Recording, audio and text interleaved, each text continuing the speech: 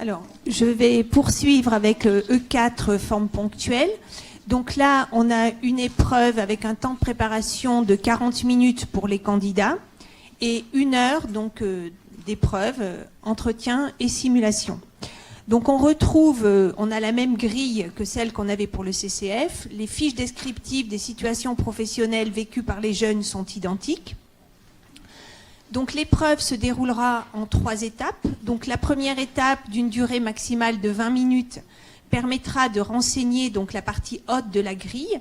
Donc la commission choisira donc une activité figurant dans le dossier du candidat.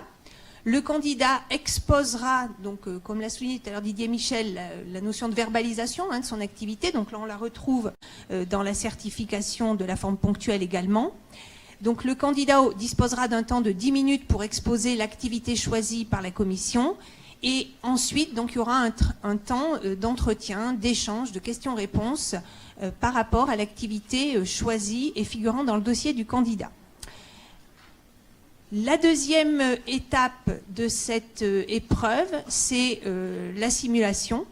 Donc là, pendant le temps de préparation de 40 minutes, en amont de l'interrogation, la commission aura établi une fiche sujet, donc qui sera très proche de celle que vous avez actuellement pour l'épreuve 4. Il y aura des modifications de paramètres.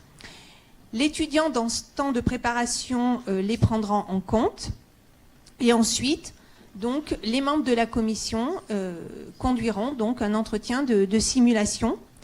Et ensuite, à la fin de cet entretien, à la fin de la simulation, il y aura donc un questionnement de la part de la commission pour apprécier l'analyse réflexive du candidat par rapport à la simulation qu'il vient de conduire avec les membres de la commission. La troisième étape, donc 20 minutes, permettra de renseigner la partie basse de la grille d'évaluation. Elle portera donc sur la compétence exploitation et mutualisation de l'information commerciale.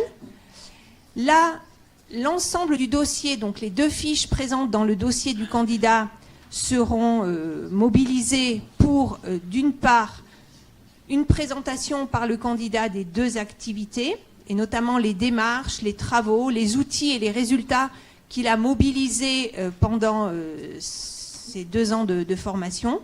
Et là, également, on aura un temps d'échange et de questions avec la commission. Pour cette épreuve, donc, elle se déroulera, on peut l'imaginer comme cela se déroule actuellement dans vos académies, dans des centres d'examen. Le candidat apportera, c'est ce qui est noté dans le référentiel, si vous l'avez lu, son matériel et toutes les ressources qu'il juge utiles pour être le plus performant possible lors de cette épreuve.